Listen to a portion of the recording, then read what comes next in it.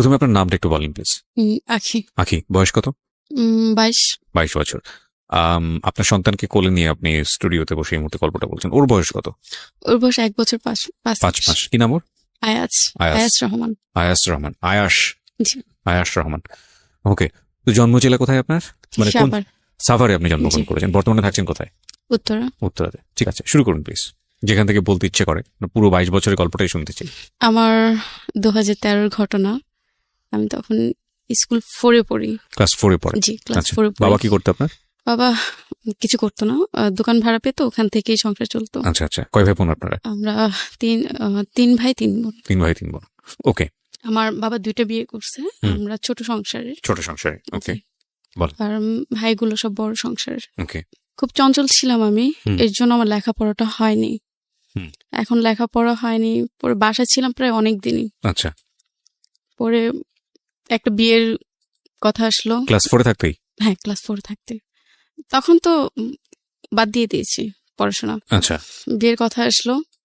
ছেলে একটু প্রতিবন্ধী, পায়ের সমস্যা আছে। হুম। পরে বাবা মেনে নিল। বিয়ের ডেটও ঠিক হয়েছে কোরবানি ঈদের পরে, মানে একটু লং টাইম ডেটে দিয়ে ফেলছে। হুম। পরে দেওয়ার পরে আরেক জায়গা থেকে বিয়ের কথা আসলো। হুম। বাবা আরেকজনকে আরেক জায়গায় একটা মেয়ে দেখাতে নিয়ে যাবে। হুম।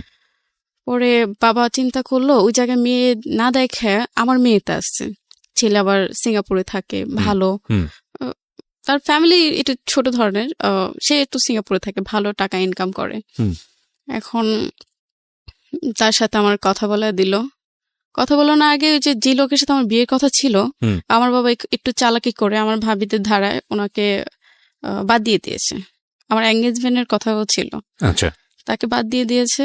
তারপর যাই হোক উনি চলে গেছে। উনি খুবই কান্নাকাটি করছে, আমাকে বিয়ে করবি। এই প্রতিবন্ধী ছেলেটা? হ্যাঁ, আচ্ছা আমাকে বিয়ে করবেই। আচ্ছা আচ্ছা তাদের অবস্থা অনেক ভালো ছিল। আচ্ছা। এখন বাবার তো রাগ, সে ওই ছেলেকে দিয়ে বিয়ে দিবে। প্রতিবন্ধী ছেলেকে দিই? না, সিঙ্গাপুরে যে ছেলেটা থাকে সেই ছেলেটা, আচ্ছা। ওই ছেলেটা দিয়ে বিয়ে দিবে। এখন ছেলেটা সবকিছু ঠিকঠাক করলো, আমার মা আবার বাবার সাথে রাগ করে চলে গেছে। হুম।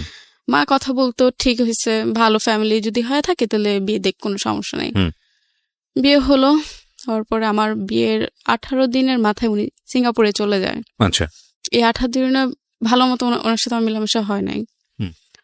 চলে যায়। চলে যাওয়ার পরে আমি তখন আসলে অনেক কিছুই বুঝতাম না। আপনার বয়স কত তখন যখন আপনার বিয়ে হয়েছে? তখন 13-14। 13 থেকে 14 বছর বয়সে? হ্যাঁ, এরকমই হবে। ওকে। পরে বলেন তারপর। চলে গেছে উনি চলে যাওয়ার পরে ভালোই ওনার ফ্যামিলির সাথে আমার ভালোই, আসলে প্রথম একটা মেয়ে অন্যের ঘরে গেলে অনেক কিছুই মেন্টেল করে চলতে হয়। আসলে তখন আমি এত কিছু বুঝতাম না। তখন একটু মজার ভিতরে ছিলাম, একটু আনন্দের ভিতরে ছিলাম, কথাবার্তা চলতেছে, ছেলে তো সিঙ্গাপুরের, ভালোই হবে, একটু বাবার বাড়িতে আসা যাওয়া। পরে উনি আবার আসলো, ওনার সাথে আমার ফোনে কথাই হতো, আচ্ছা। ভিডিও কলে কথাই হতো।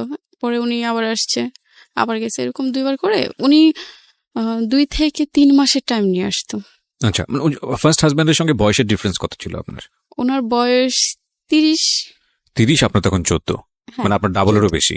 হ্যাঁ। ওকে উনি একটু কালো ছিল। ওকে। আমি তো তখন ছোট ছিলাম, তো আমি ভালোই সুন্দর ছিলাম। আসলে আমি বললাম না, আমি এত কিছু বুঝতামও না, কি করলে কি হবে, কি বললে কি হবে, না, খুব স্বাভাবিক। এত কিছু বুঝতাম না। আর আমাদের ফ্যামিলিতে এরকম একটা জিনিস, আমাকে অনেক কিছুই বুঝতাম না। আমার ফ্যামিলির থেকে আমাকে অনেক কিছু বলে নাই। ভয় পেলে কি হবে, কেউ একটা কথা বলে কি উত্তর দিতে হবে, এগুলো আমাকে মানে কখনো সাংসারিক শেখায় যে নাই। জ্ঞানের প্রয়োজন সেগুলো কখনোই না, শেখানো হয়? কখনোই না। আচ্ছা মা কখনো বলে নাই এই ওদিকে যাবা না তুমি। আচ্ছা। নিজের এনজয় মতো সবকিছুই করতাম, নিজের মতো করে এদিকে করা। যেতাম, ওদিকে যেতাম, সবকিছু করতাম। উনি আসলো, আসার পরে ভালোই সংসার করার পরে উনি আবার চলে গেছে। চলে যাওয়ার পরে একটা মেয়ে আসছে সিঙ্গাপুর থেকে। মেয়েটা ভালোই বয়স হবে, কত হবে, 18, 19, 20-এর বয়স হবে। উনি আসার পরে আমাদের বাসায় আমার নাম জিজ্ঞেস করতেছে, আমি কে আসি বিষয়ে। পরে আমার শাশুড়ি বললো ও তো সোহেলের ওয়াইফ। পরে বলতেছে ও সোহেলের ওয়াইফ, এ নিয়ে একটু মানে ওনার দিয়ে দেখলাম উনি একটু মন খারাপ করছে। পরে জিজ্ঞেস করলাম কে আপনি? মা বলতেছে আমাদের বাসায় ছিল মেয়েটা, আগে ছিল, আমরা অনেক যত্ন করছি, মেয়েটার কেউ ছিল না, আমাদের বাসায় ছিল, আমাকে ফুপি বলে ডাকে। ফুপি বলে ডাকে, আমি সোহেলকে ফোন দিছি। আমাদের বাসায় একটা মেয়ে আসছে, মেয়েটা কে? বলে মেয়েটা তো এরকম এরকম আমার সাথে ছিল, আমার সাথে ভালো সম্পর্ক, এই সেই। আমার মন মেজাজ খারাপ হয়ে গেছে, মেয়েটা আমার বাসায় কেন আসছে? তুমি বিবাহিত, এটা জেনেও কেন আসছে? না আসতে পারতো। ওর মেয়েটাকে ফোন দিলাম, আপনি আমার সাথে দেখা করেন, কোথায় আসবেন, ক্যাশে। আর এর ভিতরে ও আমাকে অনেক কথাই বলে ফেলছে, ওর পার্সোনাল যে কথাগুলো আমাকে বলে ফেলছে। মেয়েটার সাথে মেয়েটা দেখা করবে না, কিছু ও মানা করে দিছে, দেখা করো না, দেখা করলে ওইটা অনেক দুষ্টু, অনেক রাগারাগি করতে পারে। আসলে খুব রাগ ছিল তখন আমার। পরে মেয়েটা দেশের বাড়ি চলে যায়, আসার পর ওনার বাসায় আমার দেখা করার কথা ছিল। বাসা না, আমি একটু রেস্টুরেন্টে দেখা করার চেষ্টা করেছিলাম, হয়নি। পরে যাই হোক, ওনার বাসায় আমার দেখা করেছি। করার পরে কথা বললো, আপনি কেন আমার বাসায় গেলেন, কি উদ্দেশ্যে? বলে দেখলাম আমার থেকে সেলোর ওয়াইফ সুন্দর কিনা, আসলে অনেক সুন্দর। আমি বলি সুন্দর অসুন্দর কোনো প্রশ্ন ওঠে না। পরে আবার বলতে, তোমার হাজবেন্ডের সাথে তো আমি ছিলাম। ছিলাম বলতে আপনি কথাগুলো কিভাবে বলতেছেন? আপনার সাথে আমি ভালো মতো দেখা করতে আসছি, আপনি কেন এই কথাগুলো আমাকে বলতেছেন? বলে হ্যাঁ, সিঙ্গাপুরেও তো আমি তোমার হাজবেন্ডের সাথে থাকেন। পরে খুবই ঝগড়া হয় ওনার সাথে। ঝগড়া হওয়ার পর আমার হাতে অনেক টাকা ছিল। বাবার বাড়ি যখনই যেতাম বাবা টাকা দিত। হাজবেন্ডের কাছে কখনোই টাকা পেতাম না আমি। পেতাম না বলতে, সে তো বাহিরে থাকতো, আর বাহিরে থেকে কখনোই টাকা পাঠাতো না। একবার পাঠিয়েছে উনি টাকা, 5,000 না কত জানি। বাবা এই সবকিছু আমাকে দেখাশোনা করতো, টাকা দিত, কাপড় চোপড় কিনে দিত। পরে ওই টাকা দিয়ে আমি অনেকগুলো ঘুমের ট্যাবলেট খেয়ে ফেলি। কয় পাতা হবে, 5-6 পাতা হবে। আমি বাসায় আসছি, আসার পরে আমার যে হাজবেন্ড, তার মামতো ভাই বলে দিছে, ভাবি তো ওই বাসায় গেছিল, ওই মেয়েটার সাথে ঝগড়া করছে। তারপর আমরা ওনাকে বাসায় পাঠায় দিচ্ছি। এই কথাটা আমার শ্বশুর আর শাশুড়িকে এসে বলছে। ঘরে আবার ছোট ভাইয়ের বউ ছিল, ওনাকেও এসে বলছে। বলার পর ওই যে আমি যে ঘুমের ট্যাবলেট নিয়ে আসছি, আমি খাবো, আমার নিয়ত খারাপ, কেন আমি এগুলো শুনবো? আমি তাকে বিয়ে করছি, আমি কেন এগুলো শুনবো? আর আমি তো প্রেম করে বিয়ে করিনি, আমার বাবা আমাকে দিচ্ছে। পরে রাত্রে অল্প কটা ভাত খেয়ে আমি আর আমার শাশুড়ির সাথে কেউ সাথে কথা বলি নাই। অনেকগুলো অল্প একটু ভাত খেয়ে ঘরে চলে গেছে। আর আমাদের ওই ঘরটা ছিল কি টিনের ঘর। আমার বাবার বাড়ির অবস্থা ভালো, তাদের বাসায় এসে আমি ঘুমাইতেও পারতাম না, কিচ্ছু না। টিনের ঘর, একটু দরজাটা ধাক্কা দিলেই খুলে যেত, এরকম অবস্থা ছিল। পরে অনেকগুলো ঘুমের ট্যাবলেট খেয়ে ফেলি সেদিন রাত্রে আমার মনে আছে, এখনো মনে আছে, আমি রাত্রে অনেকবার বমি করছি। আচ্ছা। ওনাদের কলপারে যে বমি যখন করছি, তখন যে ট্যাবলেট গুলো খাইছে অনেকগুলো বের হয়ে গেছে। পরে সকালবেলা এগুলো আমার ছোট ভাইয়ের বউ বুঝতে পারছে আমি এগুলো করছি, উনি আবার ওগুলো পরিষ্কার করে ফেলছে। আর ওখানে কি বলে, ঘনবসতি যেরকম মানুষ থাকে না, ওরকম মানুষ থাকে। এখন এক কথা শুনলে তো আরেক কথা হবেই, এটা স্বাভাবিক। একজনে বলে আমি নেশা করছি, আরেকজনে বলে এটা করছি সেটা করছি। পরে আমার মাকে ফোন দেয়, সকাল আর উঠি না, উঠবো কিভাবে, অনেকগুলো ঘুমের ট্যাবলেট খেয়ে ফেলছি। আমার মাকে ফোন দেয়, মা এসে দেখে এই অবস্থা। মা আবার আমার বড় মাও এসে দুজনে এসে আমাকে নিয়ে যাওয়ার পরে হাসপাতালে নিয়ে যায়। আমার বাবা তখন শেরপুর ছিল, নানু বাড়িতে। পরে নিয়ে যায় হাসপাতালে, ভর্তি ছিলাম প্রায় 2 দিন। ওখান থেকে নিয়ে এসে আমাকে নানু বাড়িতে নিয়ে যায় শেরপুর বাবা।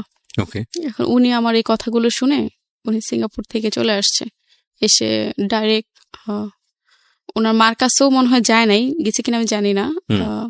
উনি ডাইরেক্ট এয়ারপোর্টে নেমে মনে হয় বাসে উঠে শেরপুর চলে গেছে আমার কাছে, আমাকে দেখবে। তখন আমার সেন্স এতটাই ছিল না, তখন আমি শেরপুর অঞ্চলে তো গ্রাম অঞ্চল, প্যান্ট শার্ট পরলে খুবই মাইন্ডে নেয় সবাই। এখন আমি সবগুলো কাপড় ছিঁড়ে ফেলছি, যে অসুস্থ ছিলাম তখন সেন্স ছিল না, তখন সবগুলো কাপড় ছিঁড়ে ফেলছে। আমাকে আবার প্যান্ট শার্ট পরা আমি খুবই পছন্দ করতাম, এখনো অনেক পছন্দ করি, দেখলে আমার খুবই আফসোস লাগে। তখন প্যান্ট শার্ট অনেকগুলো নিছি ব্যাগে করে, নেওয়ার পরে ওগুলো পরছি। আমার হাজবেন্ড একদমই পছন্দ করে নাই, বাবা ওই জিনিসটা মেনে নেয় নাই। পরে আমাকে গায়ে হাত দিল, কেন এটা পরছো, তুমি অন্য কিছু পরো। পরে প্যান্ট শার্টই পরছি, অন্য একটা নিছি। পরে উনি আসার পরে অনেক কথাবার্তা বলে উনি আমাকে নিয়ে গেছে। নিয়ে যাওয়ার পরে পরবর্তীতে শুনতে পারে উনি আবার একটা বিয়ে করছে আমার আগে। ও কিভাবে জানতে পারেন এটা? এটা ওই যে বললাম না, ওনাদের বাসাটা এরকম একটা বাসা, ঘনবসতি। আচ্ছা তো একজন একটা কথা বললে আরেকজনে মানে কান চলে যায়। যেমন আমি ঘুমে ট্যাবলেট খাইছি আর ওনারা বলতেছে আমি নেশা করছি, আচ্ছা আচ্ছা ইয়াবা খাইছি, এটা হুম। খাইছি, সেটা খাইছি, এর জন্য এই অবস্থা। হুম। এখন আমি কখনোই নেশা করি নাই, কখনোই না। হুম। শুনতে পারি ওনার একজন ওয়াইফ ছিল, হুম। ওনারা চালাকি করে ওনাকে বাদ দিচ্ছে। হুম। অনেক বছর আগের কথা। পরে সোহেলকে জিজ্ঞেস করলাম এটা কেন, মানে কেন করছো, আমাকে বলতে পারতা, আমার ফ্যামিলিকে বলতে পারতা তোমার ওয়াইফ আছে, হুম। বিয়ে করছিল বা মানে আগে একটা বিয়ে করেছিল সে। হ্যাঁ হুম। সেটা বলে আমাকে নিতে পারতো বা হুম। আমাকে আমার ফ্যামিলিকে জানাতে পারতো। হুম। পরে আমার ফ্যামিলিকে এসে বললাম বাবা এই ঘটনা, আপনারা কিভাবে দিলেন এটা, হুম। কিভাবে সম্ভব। বাবা আর কিছু বলেন, আর বাবা খুবই রাগী ছিল আমাদের বাসা, বাবাকে অনেক ভয় পেত হুম। সবাই। পরে ওনার সাথে ওই যে মেয়েটারে যে আমি গায়ে হাত দিছি, এই মেয়েটার যে সোহেলকে উল্টাপাল্টা কথা বলছে, হুম। বলে এরপরের থেকে সোহেল আমার সাথে আর যোগাযোগ করে না, কথা বলে না। হুম। আমি একটু চকলেট একটু আইসক্রিম খেতে খুবই পছন্দ করতাম হিসাব ছাড়া। উনি কি করতো, অন্য মেয়েদের বাংলাদেশে অন্যান্য মেয়েদের তার সাথে খুব ভালো রিলেশন ছিল, হুম। সেই মেয়েদের ভিসা পাঠাইতো সিঙ্গাপুরে যাওয়ার জন্য, আচ্ছা চকলেট পাঠাইতো, চকলেট পাঠায় ছবি তুলতো, মেয়েটা চকলেট খেতো আর ছবি পাঠাইতো আমার কাছে। হুম। আমাকে খুবই বাজেভাবে গালিগালাজ করতো, তুই এটা তুই সেটা। মানে ওই মেয়েটার সাথে ঝামেলা করার পর থেকে আমার লাইফে শুরু হলো হুম। তুই এটা তুই সেটা। বিশ্বাস করবেন না, আমার আগের মোবাইলটা যদি থাকতো, যদি মেসেজগুলো দেখতেন আপনি নিজেই কান্না করতেন। এগুলো আপনার হাজবেন্ড আপনাকে বলে বলে পাঠাতো? হ্যাঁ, আমার খুবই কষ্ট লাগতো। হুম। ওনার মা একদিন আমার গায়ে হাত দিল এসব কারণেই। ওনার ভাইও ওনার ভাইও বিবাহিত, ওনার একটা বেবি আছে। ওনার ভাই বাসা আবার কেউ ছিল না, ওনার মাও ছিল না, আমি আবার একা বাসায়। হুম। পরে ওনার ভাই সুযোগে সদ্ব্যবহার করছে। রাত্রে ফজরের একটু আগে সে আমার রুমে এসে, বললাম না দরজা ধাক্কা দিলেই দরজা খুলে যায়, হুম। উনি বাসার রুমের ভিতর ঢুকে। তখন আমার আসলে বলার কিছু ছিল না, আমি কেউ কিছু বলতেও পারি না, কিচ্ছু না। সকালবেলা মাকে ফোন দিয়ে বলি মা ওর ভাই তো আমার সাথে এই ঘটনা। মা বলতেছে কেউ কিছু বললো না, বললে ঝামেলা হবে। বিশ্বাস করবেন না, আমার মাথা পায়ের থেকে মনে হয় মাটি ছিল না। ওনার ওয়াইফ দেশের বাড়িতে যায়। কার ওয়াইফ? ওর আমার হাজবেন্ডের ছোট ভাই, আপনার দেবরের ওয়াইফ? দেবরের ওয়াইফ ইয়েতে যায়, গ্রামের বাড়িতে যায়।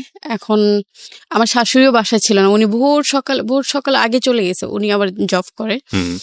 সরকারি জব করে। উনি আবার ভোর সকাল আগে চলে গেছে। যাওয়ার পরে আমি আবার মানে টয়লেট থেকে এসে দরজা ভালো মতো আটকে নেই, কিছু না, ভাবছি সকাল হয়ে যাবে সবাই উঠবে। আপনার হাজবেন্ড কি তখন দেশের বাইরে? হ্যাঁ, দেশের বাইরে ছিল। Okay. তখন যে কৌশল আমার রুমে ঢুকে সে আমাকে বলতেছে ভাবি চার্জারটা দেন। ওরা আমি অনেক বিশ্বাস করতাম, একসাথে ওর ওয়াইফের সামনে একসাথে সাইডে শুয়ে টিভি দেখতাম। আমরা পুরো মানে আমার শাশুড়ি আমার শ্বশুরের সামনে ইয়ে করতাম, হুম। শুয়ে টিভি দেখতাম। ওর মেয়ে ছিল, মেয়েটা বুকে নিয়ে টিভি দেখতাম। এখন সে বলতেছে ভাবি চার্জারটা দেন। আমি কই আমি শুয়ে আছি, দরজাটা ধাক্কা দিয়ে তুমি চার্জারটা নিয়ে যাও। হুম। সাথে চার্জার নেয় নাই, সে রুমে ঢুকেই আমাকে মুখ চাপ দিয়ে বাজে ওকে, একটা। আমি ইন ডিটেইল নিতে চাচ্ছি না। সামহাউ যে ঘটনাটা ঘটেছে, it was- তারপর সে বিশ্বাস করবে না, মানে আমি কখনই ভাবি নাই ও আমার ছোট ভাইয়ের ভাই, ওরা আমার নিজের ভাইয়ের মতো দেখতাম। কিছু একসাথে ঘুমাতাম, একসাথে কথা বলতাম, তো এরকম ভাই একটা বলে ঘটনার পর ডাকতাম। আপনি কি করলেন? এরকম একটা ঘটনা ঘটে যাওয়ার পরে? তখন মাকে বললাম মা এই ঘটনা, সে তো আমার সাথে এটা করছে। মা বলতেছে কেউ বলা দরকার নাই, বললে তোমার সংসার টিকবে না। হুম। পরে ঘুমিয়েছিলাম অনেকক্ষণ, খুবই কষ্ট পাইছি। আবার সেদিন আবার আমার হাজবেন্ডের জন্য গরু মাংস পাঠানোর কথা ছিল মানে বাইরে, কোন দেশে থাকতো? সিঙ্গাপুরে কথা ছিল ওনার জন্য গরু মাংস রান্না করো। তখন আমার শাশুড়ি বলতেছে কি হয়েছে, এরকম শুয়ে থাকলে হবে, যাও বাজার থেকে গরু মাংস কিনে নিয়ে আসো, অল্প আছে আরো নিয়ে আসো। আপনি শাশুড়িকে বলেছিলেন এই ঘটনাটা? আমার মা বলেছিল। আপনার মা বলেছিল? রেসপন্স কি ছিল? কোনোটাই না, বলতেছে আমার ছেলে আসুক, আমার ছেলেকে জিজ্ঞেস করবো। ছেলে তো ছিল না রাত্রে বাসায়, সে তো কোথায় যেন চলে গেছে, এটা আমার শাশুড়ি বলতেছে। বলার পরে আমার মা বলল আপনার ছেলে এরকম একটা কাজ করছে, কাজটা ঠিক করছে ভাবে। হুম। বলতেছে আসুক আমার ছেলে, আমি জিজ্ঞেস করি। সকালে উঠে গরু মাংস আনতে গেছি, চিলাচিলিতে গরু মাংস আনতে গেছি, পাই নাই।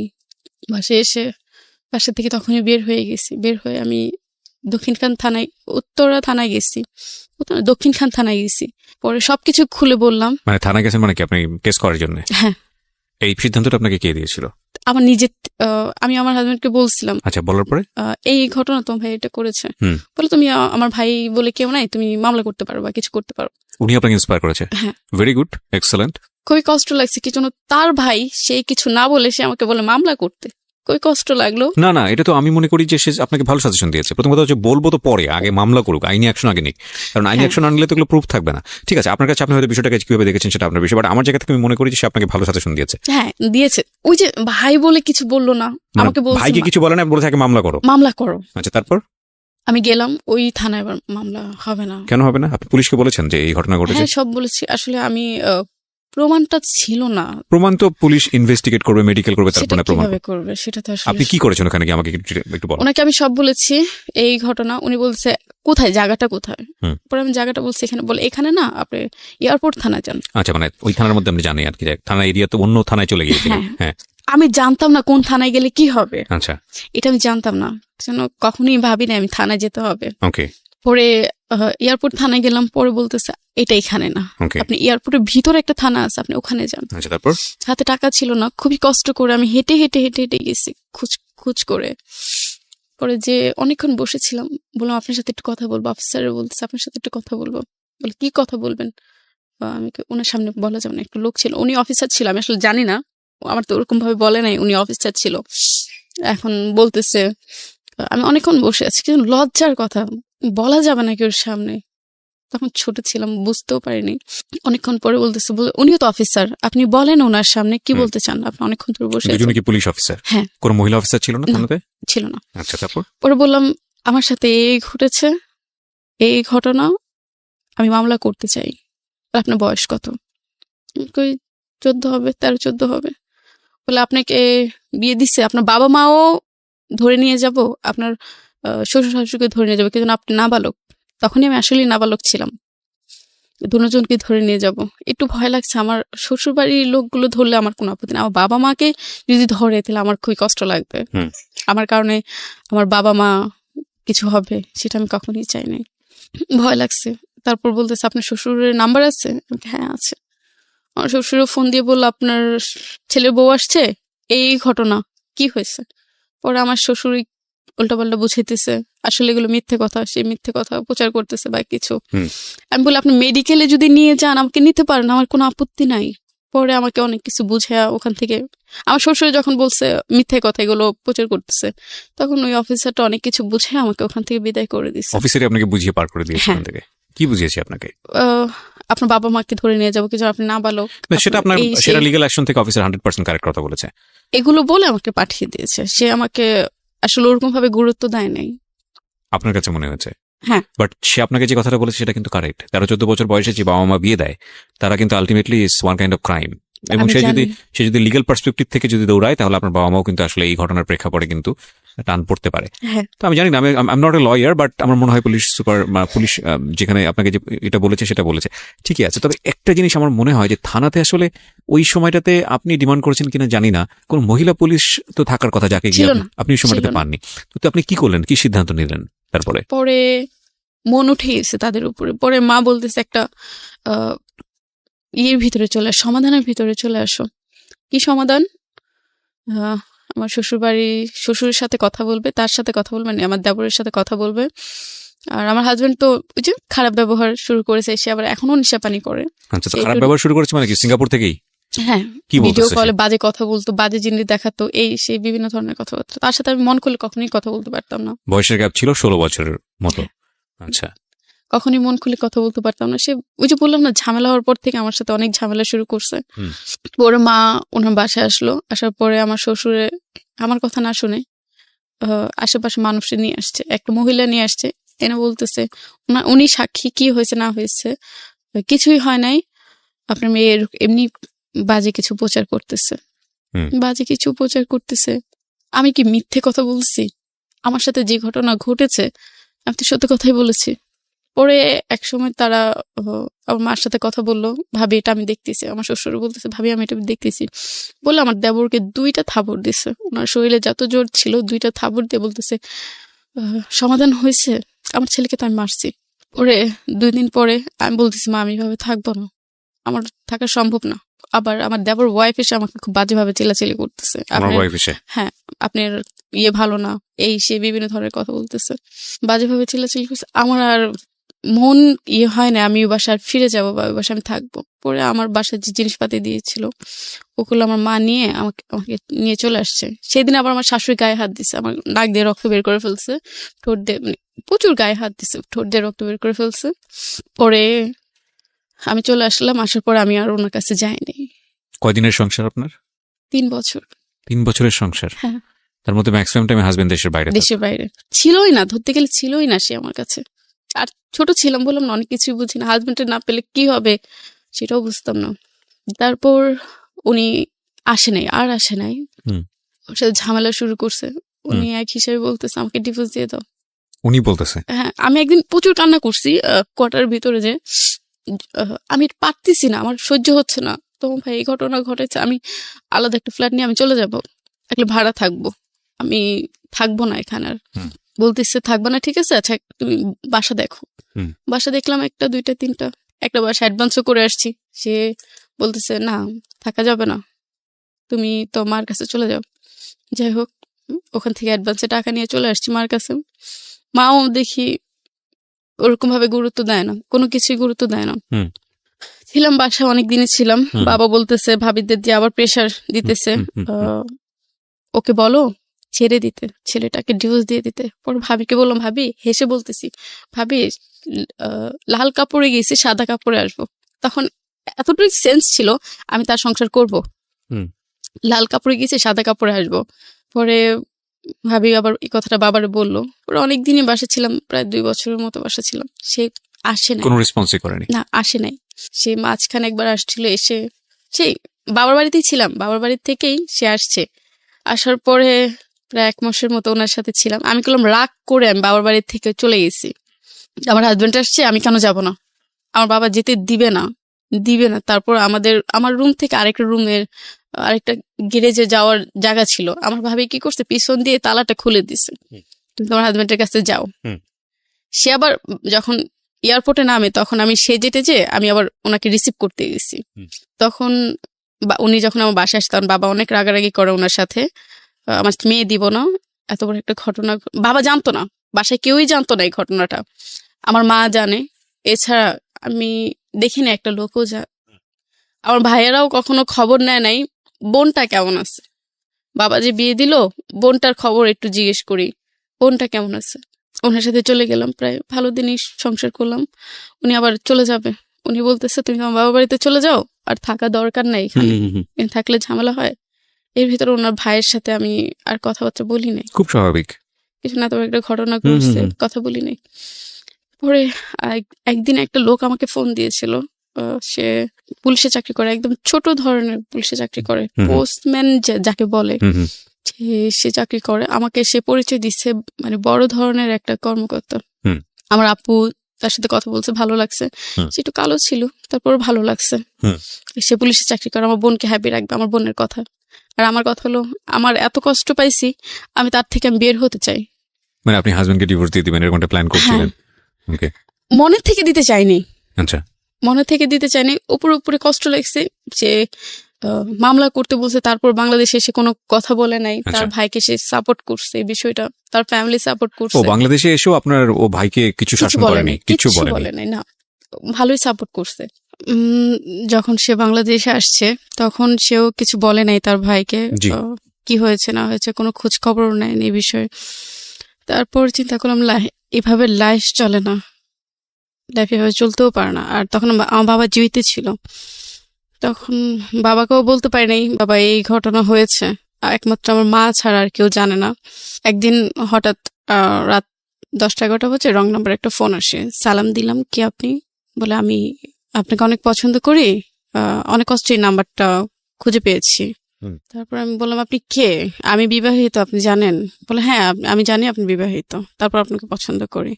তারপর আস্তে আস্তে তার সাথে কথা বললাম, ভালো লাগা। পর একদিন বললাম, আপনি দেখা করতে আসেন, আপনাকে আমি দেখবো, কে আপনি? মানে কথা বলতেন ওনার সঙ্গে, টাইম পাস করতেন? হ্যাঁ। আপনার হাজবেন্ড তখন দেশের বাইরে ছিল। তারপর আসলো, দেখলাম লোকটা অনেক কালো হলে কি হবে, ভালোই কথাবার্তা ভালো। আপনি তাকে জিজ্ঞেস করলেন না নাম্বারটা কিভাবে পেয়েছেন? হ্যাঁ জিজ্ঞেস করেছিলাম, সে আমাকে বলেনি, কখনোই বলেনি। আচ্ছা, আমার যেটা ধারণা, আমার বাসার সামনে ফ্যাক্সিলেটের দোকান আছে, ওখান থেকে নিয়েছে। আচ্ছা, তারপর ওনার সাথে কথা বললাম, এক পর্যায়ে উনি জিজ্ঞেস করলাম আপনি বিবাহিত কিনা, উনি এক পর্যায়ে বললেন আমি বিবাহিত না। তাহলে বিবাহিত না, তাহলে ভালোই হবে। আম্মুকে বললাম মা আসলে আমি ওর সংসার করবো না, আমি একটু অন্যদিকে চলে যেতে চাচ্ছি। পরে বলে ছেলেকে, মানে এগুলো সে বুঝতে পারছে, সে তো মা। পরে মাকে দেখালাম, উনি পরে বললো উনি তো কালো। কালো হয়েছে কি, ওর মন তো অনেক ভালো। ওরা মা আসলে ওরকম ভাবে গুরুত্ব দেয় না এটা। ওরা একদিন আমি ওনার সাথে চলে গেছি। চলে গেছেন বলতে ভেগে চলে গেছি, মানে সিদ্ধান্ত নিলেন যে ঠিক আছে আমি চলে যাব। উনি আমাকে অনেক প্রেশার দিতে, চলে আসো চলে আসো। তখন আমি ওনার সম্পর্কে কতটুকু জানতেন ভেগে যাওয়ার আগে? একদমই জানতাম না, একদমই জানতাম না। একটা মানুষের সঙ্গে আপনি ভেগে যাবেন তার সম্পর্কে বিশ্বাস ছিল আসলে। ভেগে যাওয়ার আগে উনি বাড়ি কোথায়, ও কি করে, না কোনোটাই না, না জেনে শুনেই না জেনে শুনেই সে আমাকে বিশ্বাস দিয়েছিল এটা বলে, আল্লাহর কসম, নবীজির কসম, আমি বিয়ে করিনি, আমি অবিবাহিত, আমি তোমাকে বিয়ে করতে চাই। কি করে ছেলেটা, কিছু জেনেছিলেন? হ্যাঁ, উনি পুলিশে চাকরি করে। বলেছিল পুলিশ চাকরি? চিঠি, হ্যাঁ উনি এটাই করতো, চিঠি অদল বদল করতো, এখান থেকে ওখানে চিঠি দিয়ে আসতো। আচ্ছা, এটা কি বলে জানি না, আমি নিজেও জানি না। আচ্ছা, তো এইরকম একটা পোস্টে সে ছিল? হ্যাঁ ছিল। ওই যে আল্লাহর কসম, নবীজির কসম, মানে সে যখন বলছে তখন আমি এমনি গুলো গেছি। একটা মানুষ তো মিথ্যা কথা বলতে পারে না আল্লাহ নিয়ে, আর কোরআন শরীফ নিয়ে তো মিথ্যা কথা বলতে পারে না। তারপর এই বিশ্বাসে তার সাথে আমি চলে গেছি। তারপর আমার ফ্যামিলি প্রচুর খুঁজছে, আমাকে পায় নাই। আচ্ছা, চলে কোথায় গেলেন? আমি একটা হোটেলে ছিলাম। আচ্ছা, প্রায় 2-3 দিন ছিলাম। বিশ্বাস করবেন না, যখন আমি গেছি তখন আমার বাবার বাড়ি থেকে কিচ্ছু নেইনি, কিছু নিইনি। তারপর সে ভাবছে কি আমি অনেক কিছু নিয়ে আসবো, টাকা নিয়ে আসবো, এটা নিয়ে আসবো, সেটা নিয়ে আসবো। সেটা চিন্তা করছে, ভাবছে এত বড় লোক নিয়ে আসতে পারে, কারণ এক জায়গায় চলে গেলে তো অনেক কিছুই আনতে পারে।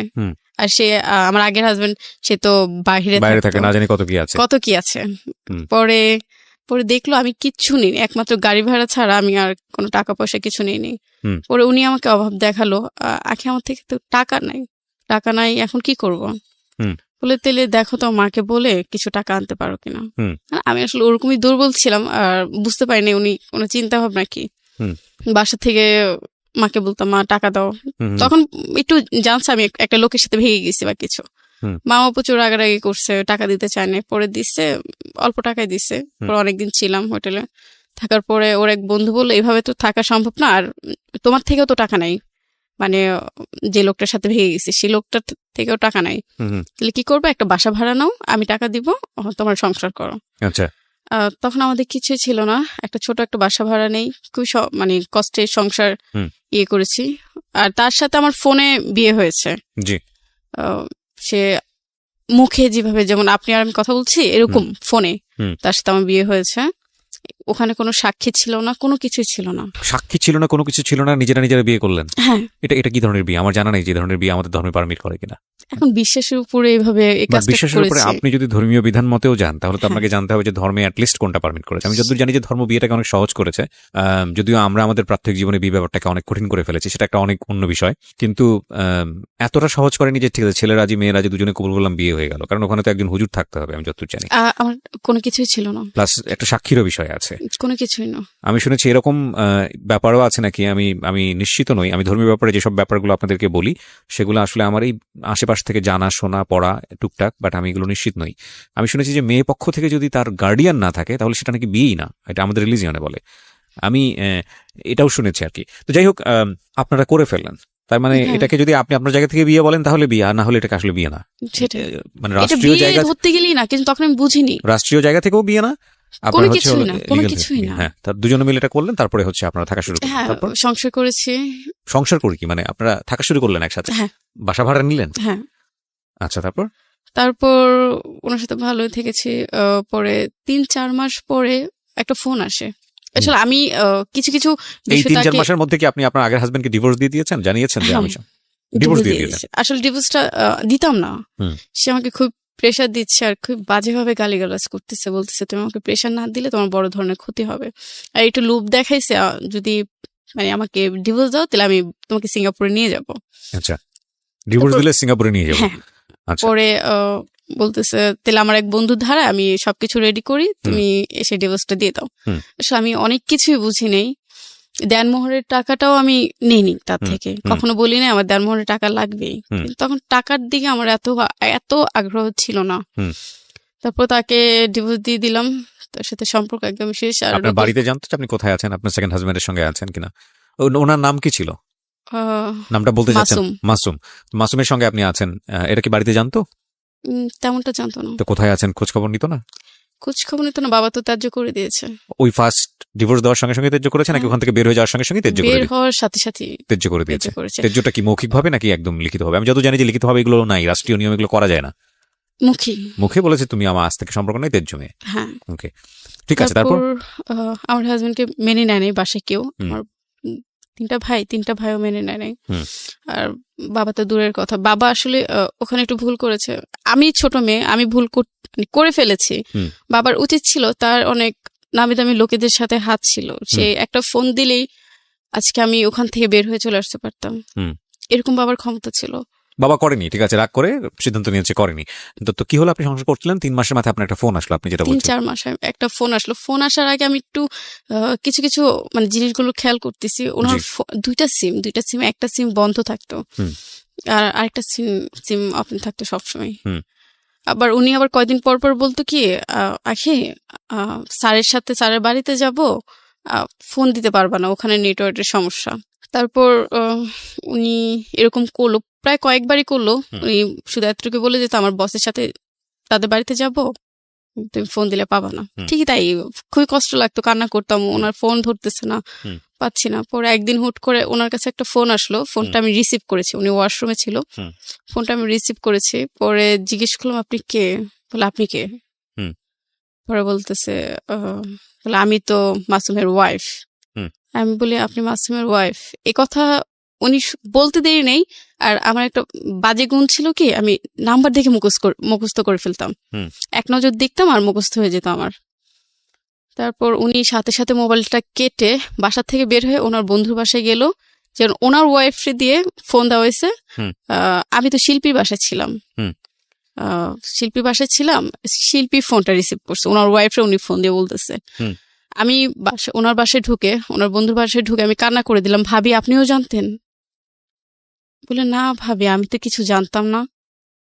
পরে বললাম এই ঘটনা, ওনার ওয়াইফ আছে, আপনি জানতেন? কি জানতেন আমাকে বলেন তো। উনি আমাকে বলে নাই।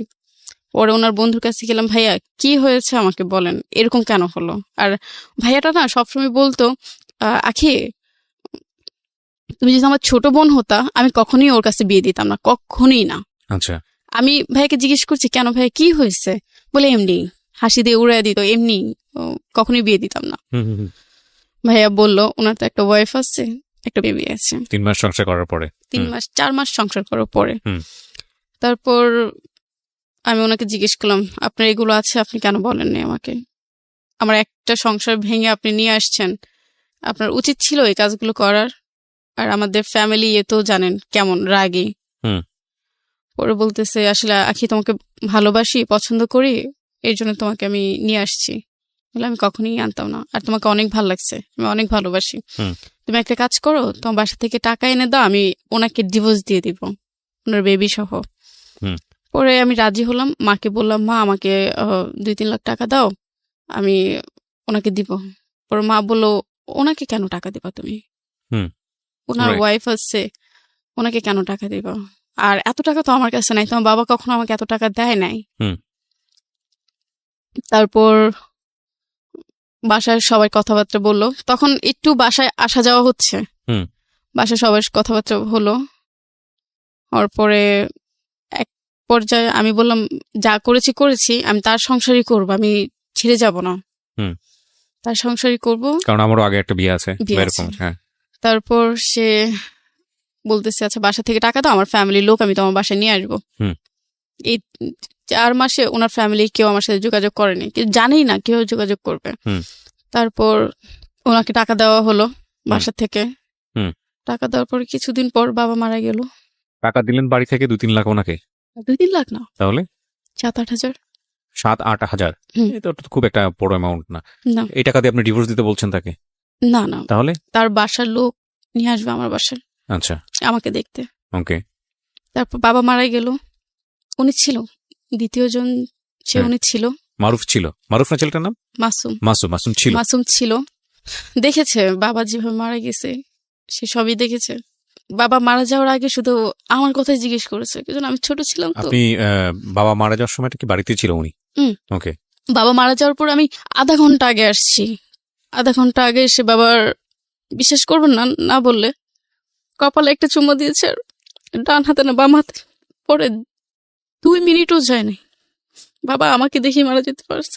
ওনার খুবই কষ্ট ছিল, আমার লাইফে দুর্ঘটনা ঘটেছে, তার জন্য শুধু সেই বলতো, চিল্লাইতো, মেয়েটার এত কষ্ট, মেয়েটার কি হবে, আর আমি মারা গেলে তো মেয়েটার পুরো একাই হয়ে যাবে। কখনো কিছু করে দেই না মেয়েকে। তারপর বাবা মারা গেল, এখনো বলতে পারি না বাবারে। বাবা মারা গেল, তারপর ওনার দেখি মানে কথাবার্তা একদমই অন্যরকম।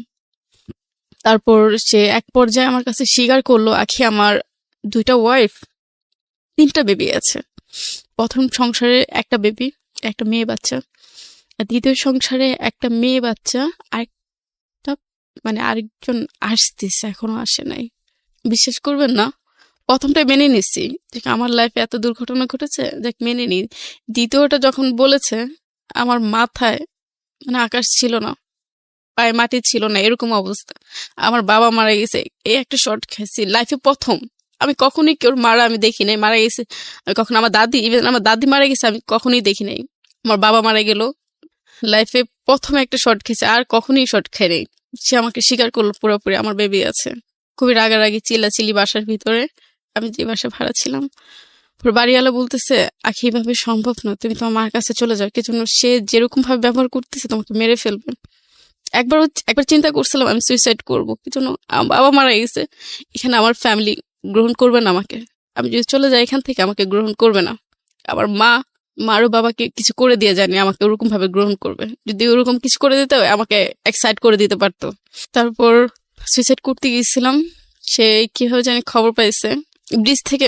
আমার চিন্তা ভাবনা ছিল কি ব্রিজ থেকে আমি পড়ে মারা যাব। তারপর পারলাম না, সে এসে বাঁচাইছে, বাসা নিয়ে আসছে। নিয়ে আসার পরে সে কয়েকদিন পরে সে আমার কাছে আর থাকে না, সে চলে যায়। চলে যায়, প্রচুর কান্না করি রুমের ভিতরে, যাচ্ছেন কেন, বাসায় চলে আসেন, এরকম করেন না। সে আবার যে চিঠিগুলো প্রচার করতো, সেই চিঠিগুলো বাসায় অনেকগুলো হয়েছে। তো 1 বছরে যে চিঠিগুলো, এগুলো খুবই দরকারি চিঠি। আমি রাগি ফায়ার হয়ে আমি তার অফিসে যাই, এসপি, ওনার নাম কি জানি আমার মনে নেই। ওনাকে যে আমি বলি সে আগে একটা দুর্ঘটনা ঘটাইছে, 2টা বিয়ে করছে, আমাকে বিয়ে করছে সে প্রতারণা করে, আমি তার শাস্তি চাই। যখন আমি কাগজগুলো নিয়ে দিই তারা অবাক, এতগুলো কাগজ তার বাসায় কেন, এগুলো তো সরকারি অনুযায়ী তারা অফিসে রাখতে হয়, এটা বাসায় নেওয়ার কোনো নিয়ম নাই। সে বাসায় নিয়ে গেছে, পরে এই নিয়ে মানে অফিস অনেক চিল্লাচিল্লি হলো। পরে অফিসার বললো আপনারা বিয়ে করে ফেলেন। আমরা আবার বলিনি আমরা ফোনে বিয়ে করছি, বলে আপনি বিয়ে করে ফেলেন। বিয়ে করার টাকাই তার কাছে ছিল না, সে আমাকে শুধু ডেট দিত, আমি আজকে বিয়ে করবো কালকে বিয়ে করবো। মানে কি 3-4 মাস আপনারা এভাবে থাকলেন, লিভ টুগেদার বলে যেটাকে ইংরেজিতে, এটা বাংলা কি আমার জানা নাই, থাকলেন। এবং তারপরে যেটা হলো যে অফিস থেকে বললো যে আপনারা বিয়ে করে ফেলেন, এই দুটো বউ থাকার পরেও হ্যাঁ কোন ধরনের লিগ্যাল অ্যাকশনের কথা বললো না? না। ওকে, তারপর আমি তাকে এতবার করে বুঝলাম, আমার সাথে এত বড় প্রতারণা করলো, আর এই চিঠিগুলো তার সে সরায় ফেলো, তার জন্য কোন একটা ব্যবস্থা নেন, তারা সেটা নেয়নি। সে বিয়ে করতে বললো, মানে অফিসার বিয়ে করতে বললো, তারপর সে শুধু ডেট দিত, আজ আর কালার। এর ভিতরে সেদিনই আমি আমার বাবার বাড়িতে চলে গেছি, একটু সাইন করতে হবে মামলার কাজে, সাইন করতে হবে, কি বাবা মারা গেছে, এখন আমরা 3 ভাই 3 বোন আর 1 মা, ওনাদের ছাড়া তো সাইন হবে না, সরি 2 মা, সাইন হবে না। এখন আপনার বাবাও 2টো বিয়ে, ওকে, 2টো বিয়ে করলে কি হবে, ওনার লাইফটা এরকম ভাবে চলছে আমি আমার লাইফে কখনো দেখিনি। মানে দুজনকে খুব সুন্দর করে ম্যানেজ করে যায়। ওকে, আমি আমার বাসায় যাই, এর ভিতরে আমার ফোন আসে, বাড়িওয়ালা ফোন দিয়েছে, বলতেছে আখি বাসা থেকে সবকিছু নিয়ে মাসুম চলে গেছে। কোথায় গেছে বলে জানি না। আচ্ছা, তাকে ফোন দিছি, কোথায় গেছেন আপনি, বলে তোমার সাথে আর থাকবো না, আমি চলে যাচ্ছি, তুমি আর আমার সাথে যোগাযোগ করার চেষ্টা করবে না। পরে বললাম আপনি এত বড় ধোকাটা আমাকে দিতে পারলেন, এত বড় প্রতারণাটা করতে পারলেন, এখন আমাকে ছেড়ে চলে যাচ্ছেন। ওই বাসায় প্রায় 1 মাসের মতো ছিলাম। উনি বাসা ভাড়া দিছে, 1 মাসের মতো একা ছিলাম। পরে খুবই কান্না করছি, বিশ্বাস করবেন না, আমার কান্নায় গাছের পাতা সহ মানে কান্না করে ফেলছে, এত কান্না করছি আমি। খাবারও ঠিক মতো উনি দিত না, খুবই কষ্ট রাখছে, খাবার দিত না। একটা জামাও আমাকে, এই 6 মাসে একটা জামাও আমাকে কিনে দেয় নাই। আচ্ছা। তারপর আমি যখন চলে আসি তখন আমি যেভাবে উনি আমাকে বিয়ে করেছিল আমি সেভাবে ওনাকে আমি তালাক দিয়ে আসি। আচ্ছা। যেভাবে আমার বিয়ে হয়েছিল ওভাবে তাকে তালাক দিই, দিয়ে আমি চলে আসি। তারপর একটা লোকের সাথে আমার দেখা হয়েছিল টিকিট আনতে যায়। পরে এত বড় সিরিয়াল ছিল আসলে। কিসের টিকিট এটা? ট্রেনের টিকিট। ট্রেনের টিকিট কাটছিলেন কেন? উত্তরায় আসবে এর জন্য, কমলাপুর থেকে উত্তরায়। কমলাপুর থেকে উত্তরায় আসবেন, হ্যাঁ। তারপর উত্তরায় কেন আসবেন? উত্তরা বাবার বাড়ি। ও, উত্তরাতে আপনার বাবার বাড়ি ছিল, আর কমলাপুরে আপনারা থাকতেন? হ্যাঁ। আচ্ছা, তারপর? তারপর একটা লোকের সাথে দেখা হলো, কথা হলো। আসলে আমি বলতে চাইনি, সে আমি যখন টিকিট খুঁজছি আমি এত বড় সিরিয়ালে দাঁড়াবো, আমার গাড়ি চলে যাবে, ওই লোকটা সামনে ছিল। পরে বললাম ভাই আমাকে একটা টিকিট এনে দিবেন। পরে উনি টিকিট এনে দিল। পরে জিজ্ঞেস করছে আপু আপনি কোথায় যাবেন? বললাম আমি উত্তরা যাবো। বলছে আমিও তো উত্তরা যাবো, চলেন। যাক, 1-2 কথাতে কথা হয়েছে। উনি আমাকে একটা ভিজিটিং কার্ড দিয়েছে, কোনো বিপদে পড়লে আমাকে ফোন দিয়েন। তারপর ওনার এখান থেকে চলে আসছি, প্রায় অনেক দিনই হয়েছে। তো একটু দুষ্টু মন, তো দুষ্টামি করতে করতে ফোন দিয়ে ফেলেছি। আর উত্তর আমি একটু শপিং করতে যাব, প্রয়োজনীয় জিনিসপাতি কিনবো। তারপর তাকে ফোন দিয়েছে, কেমন আছেন, ভালো আছেন, মানে জিজ্ঞেস করতেছি। পরে বলতেছে আপনি কোথায়? বলি আমি বাবার বাড়িতে আসছি। আবার সেই কলম সবকিছু বলতে দ্বিতীয় জনের কথা জানতো, আমি ওনার সাথে ছিলাম, এইভাবে এই ঘটনা ঘটছে। তারপর উনি আমার সাথে দেখা হলো, কথা হলো। তারপর উনি এক পর্যায়ে আমাকে বলে ফেললো আপনি কি আমাকে বিয়ে করবেন? মানে কি প্রথম দেখাতেই এই ধরনের কথাবার্তা? না, প্রায় 1 মাসের মতো মোবাইলে কথা হয়েছে, আর এর ভিতর তো ওনাকে আমি সবকিছুই বলেছি। পরে উনি আমাকে বললো আপনি কি আমাকে বিয়ে করবেন? পরে বললাম আমার লাইফে এত ঘটনা ঘটেছে, আপনি কি জানেন? জেনে শুনে তো একটা মেয়ে কিভাবে নেওয়া যাবে না, আপনি তো কিছুই জানেন না। বলে আমি জানি আপনার বিয়ে হয়েছে, এই ঘটনা এসে। আমি বলি না, আমাকে আরেকটা বিয়ে হয়েছিল। পরে বলি কি হয়েছিল আপনি আমাকে বলেন তো। তখন ওনার সাথে আমার সরাসরি কথা হচ্ছে, আপনি আমাকে সাথে দেখা করেন, তারপরে যদি মনে হয় আপনি আমাকে বিয়ে করবেন তাহলে আমি রাজি, আর যদি মনে হয় না আপনি আমাকে বিয়ে করবেন না তাহলে আমি চলে যাব, কোনো সমস্যা নেই। পরে ওনাকে সবকিছু খুলে বললাম। আমার আগে বিয়ে হয়েছিল, বাবা দিয়েছিল, ঝামেলা হয়েছে, এই জন্য চলে আসছি। রেপের কথাটা সে জানতো না, তাকে আজও পর্যন্ত আমি তাকে বলিনি। ওকে, এটা হয়েছে আমার সাথে, এটা আমি কখনোই বলিনি।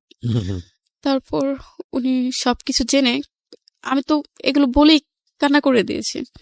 তারপর সে কি বললো, আখি আমার লাইফও একটা ঘটনা আছে। কি ঘটনা? আমার ওয়াইফ ছিল, ডিভোর্স হয়ে গেছে, একটা বেবি আছে। বেবিটার ছবি দিল, বিশ্বাস করবেন না, আমি বাচ্চাদের আদর করতাম, প্রচুর আদর করতাম, হিসাব ছাড়া। তারপর বেবিটার দেখে আমার ভালো লাগলো, বেবিটা যদি আমাকে দিয়ে দেয় তাহলে আমি আল্লাহর রহমতে আমি তাকে পালবো। কোনো মা তার বাচ্চাকে ছাড়তে চায় না, কখনোই চাবে না। তারপর ওনার সাথে কথা হলো। পরে এক পর্যায়ে আমি বললাম আপনি আমার বাসায় প্রস্তাব পাঠান। সে প্রস্তাব না পাঠায় সে আমার কাকার সাথে না আমার এক ভাইয়ের সাথে যোগাযোগ করে আমার বাসায় আসলো। আমার ফ্যামিলি রাজি, এই জন্য শুনেছে সব দুর্ঘটনা ঘটেছে শুনেছে, আর তারও একটা দুর্ঘটনা আছে, সেটা আমার ওই ভাই বলছে আমার ফ্যামিলিকে। বাসা সবাই রাজি। বাসা থেকে তার বাসে গেল, তার বাসা যখন যায় তখন তার মা আমার মাকে বলতেছে তার তো ওয়াইফ আসছে, কেন আপনি মেয়েকে দিবেন? আসলে ওরকম গুছায় বলতে পারেনি, আমার মাও বুঝে নাই। তারপর ওখান থেকে চলে আসে, তখন বলল তুমি ইয়ে করো, বিয়ে করবা, লোকজন নিয়ে আসো। আর এর ভিতরে আমার সব কেনাকাটা শেষ, বিয়ে কেনাকাটা শেষ, প্রায় উনি 2 লাখের মতো খরচ করেছে আমার পিছনে, কেনাকাটা শেষ। যাই হোক, উনি বিয়ের তারিখ দেয়, এটা দেয় সেটা দেশে, লোক নিয়ে আসে না। পরে এক পর্যায়ে সে বলতেছে আমার বাসা থেকে লোক আসবে না, আমি নিজেই বিয়ে করব। পরে আমার ফ্যামিলির সাথে আমার মার একটু ঝামেলা হয়, রাগে পরে আমার আম্মু করে যে আমাকে বিয়ে দেয়। আপনার মা ছিল এই বিয়েতে? মা ছিল, আপনার তৃতীয় বিয়ে? জি, মা ছিল, আমার এক ভাই আর মা দিয়ে করে বিয়ে দেয়। হুম। পরে সেদিনই আমার বাসা থেকে আমি চলে যাই তার বাসায়। ভালোই সংসার করতেছি। কতদিন পরে আমার একটু, আমি এর ভিতরে তার খোঁজ খবর নেয় নাই কি হয়েছে না হয়েছে, কি জন্য তার বাসা ফাঁকা পেয়েছে আমার বাসার লোক, ওনার ওয়াইফ ছিল না, তাহলে ডিভোর্সই হয়েছে। হুম। আর আমি ওরকম ভাবে দেখি নাই জি। বা খোঁজ খবর নেই ওনার ওয়াইফ আছে কিনা। হুম। তারপর একদিন ওই যে বললাম না, এক দেখাতে আমার নাম্বারগুলো মনে পড়ে যায়। জি। এখন ওনার ওয়াইফের নাম্বার যেভাবেই হোক, আমি তখন তার মোবাইল ধরতাম, হুম। ওনার ওয়াইফের নাম্বার আমি পেয়ে যাই। পেয়ে যাওয়ার পরে আমি জিজ্ঞেস করি, আমি আসলে পরিচয়টা দেই না, জিজ্ঞেস করি কে আপনি, কোথায় থাকেন, তার সাথে ডিভোর্স হয়েছে কিনা। সে আবার বুঝে যায়, শিক্ষিত মানুষ তো বুঝে যায় আমি একটা মেয়ে তার সাথে আছি, এরকম বুঝে যায়। তারপর পরে আমি পরামর্শ দিলাম আপনি চলে আসেন, তার সংসার করেন, এরকম পরামর্শ দিলাম। কি যেন আমি চিন্তা করছি তখন যদি সে আসে, তার ওয়াইফ আসে, তাহলে আমি আল্লাহর রহমতে তাদের পিছু থাকবো না, আমি তাদের মিল করে আমি চলে আসতে পারবো, এরকম একটা চিন্তা ভাবনা ছিল।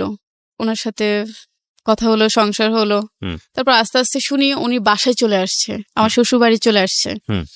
চলে আসছে কি হবে, যেখানে আমার ওঠার কথা ছিল সেখানে সে আসছে বেবি নিয়ে, থাকতেছে, কথা বলতেছে, সবকিছু হচ্ছে। আর ও তো ওনার খাবারের খরচ সবকিছুই দিচ্ছে। কার? ওনার ওয়াইফের। মানে ওনারও একটা ওয়াইফ ছিল, সেটা আপনি জানতেন না তখন? জানতাম। কবে জানছেন, কিভাবে জানছেন সেদিকে আগে আমরা, হ্যাঁ বলেন। তারপর পরে ওনার ওয়াইফে সবকিছু দিচ্ছে, আমি এর ভিতরে ঝামেলা করলাম, আপনি কেন এরকম করছেন? বলে এখন চলে আসছে, আমার বেবির খাতির আছে, সবকিছু করতে হবে। আমি কি ওনাকে বাসা থেকে কবে নামাচ্ছেন? বলে নামাবো না, উনি থাকবে, বেবিটা বড় হোক তারপরে নামাবো। আস্তে আস্তে ওনার সাথে প্রায় 2 বছর সংসার, 6 মাসের মাথায় আমার বেবি আমি কনসেপ্ট করি। তারপর কথা হয়, যোগাযোগ হয় ওর সাথে। আর ও দেখি শুধু মানে সপ্তাহ হলেই চলে যেত তার ওয়াইফের কাছে। এখন আমি তো জানি না ওনাদের মিলামিশা কিরকম, ভালো কিনা খারাপ, এটা আমি জানতাম না। তারপর একদিন উনি এতই অসুস্থ হয়ে গেছে, উনি ওনার বাসার লোক এসে ওনাকে নিয়ে গেছে। বিশ্বাস করবে না, চোখ পুরোটা বাদ হয়ে যাওয়ার অবস্থা, প্রচুর কান্না করতেছে রুমের ভিতরে। পরে ওনার ফ্যামিলি এসে ওনাকে নিয়ে যায়। নিয়ে যাওয়ার পর স্বাভাবিক একটা মেয়ে তার হাজবেন্ড চলে গেলে তার পরের দিন তাদের বাসা যাবে, আমি আমার বাচ্চা নিয়ে তার পরের দিন তার বাসায় গেছি। বিশ্বাস করবেন না, যাওয়ার পর অনেক ঝামেলা হয়েছে, অনেক গালিগালাজ। সে বলতেছে আপনি জানেন তার ওয়াইফ, আমি এখনো লিগেল তার ওয়াইফ, আমি আপনার নামে মামলা করতে পারি। আমাকে এই হুমকিটি দিতেছে। পরে আমি বললাম আপনি মামলা করবেন, করেন, আমি ওর সংসার ছেড়ে যাব না, আপনি কি করবেন করে নেন। তারপর এগুলো বলার পর অনেক ঝগড়া হয়, অনেক কিছু। রাগে আমি ওকে নিয়ে আসি, ঝামেলা করে, তুমি আসো আমি তোমাকে ডাক্তার দেখাবো। এর ভিতরে শুনি উনি মানে ওই মহিলা ওনাকে ডাক্তার দেখাচ্ছে, সেবা যত্ন করতেছে, সবকিছু করতেছে। আর এর ভিতরে আমি আমার ফ্যামিলির কাছে গিয়েছিলাম ওর চিকিৎসার জন্য, আমার ফ্যামিলি করেনি, কারণ আমার ফ্যামিলি অনেক দেখেছে আমার সংসারে, অনেক টাকা পয়সা দিয়েছে, অনেক কিছু করেছে। তারপর আমি ওনাকে নিয়ে আসি। বিশেষ করবেন আমার যে জায়গা ছিল, আমি জায়গাটা বিক্রি করে দিই। কোথায় জায়গা ছিল আপনার? ঢাকাতে? ঢাকাতে। কতটুকু জায়গা ছিল? ভালো জায়গা ছিল, প্রায় 3 লাখ টাকার মতো পেয়েছি। কোথায় এটা? এটা রাজাসন। ওকে। 3 লাখ টাকার মতো পেয়েছি। ওর পিছনে বিশেষ করে রোজার মাস আমার 3 লাখ টাকায় শেষ, রোজার মাসটা আমার 3 লাখ টাকায় শেষ।